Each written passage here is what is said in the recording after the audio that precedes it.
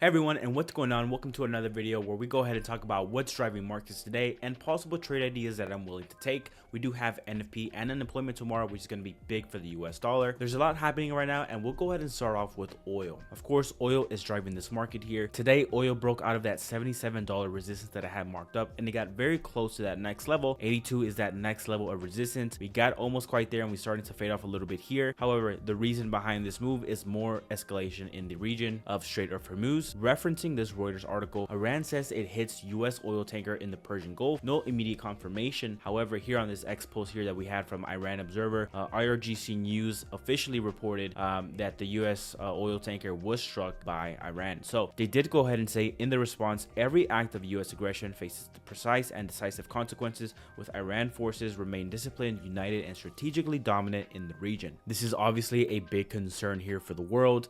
If oil stays elevated and conflict remains in that region, then that can be hurtful for everyone, causing global inflation. You can see this illustrated here. I was looking at yields this morning and they are still elevated here as of the time of recording here. Go down to the daily time frame here. US 10-year yield is up on the day, 4 continuously green candles. You have the Aussie 10-year yield, Kiwi 10-year yield, the Eurozone 10-year yield, Japan's 10-year yield, and then you also have German, France, Italian, and Spain 10-year yields all elevated on the day. Those are just a few of those major economies here that we're looking at. Essentially, the world is pricing in higher inflation. So speaking of possible trade ideas here that I'm looking to take, we do have the DXY here green on the day so far. It's been flirting with that 99.5 level resistance that I've marked off here. I'm looking for a chance to go ahead and re-enter this dollar long position, and I think I may have that opportunity come tomorrow. The reason being is because we do have NFP, retail sales, and unemployment tomorrow, all looking to go ahead and miss expectations besides unemployment rate, which if we do go ahead and see that, if those data points do come in as analysts expect, perhaps I'm hoping that we can get a pullback into the dollar index. Then I can get an opportunity to go ahead and re-enter that market long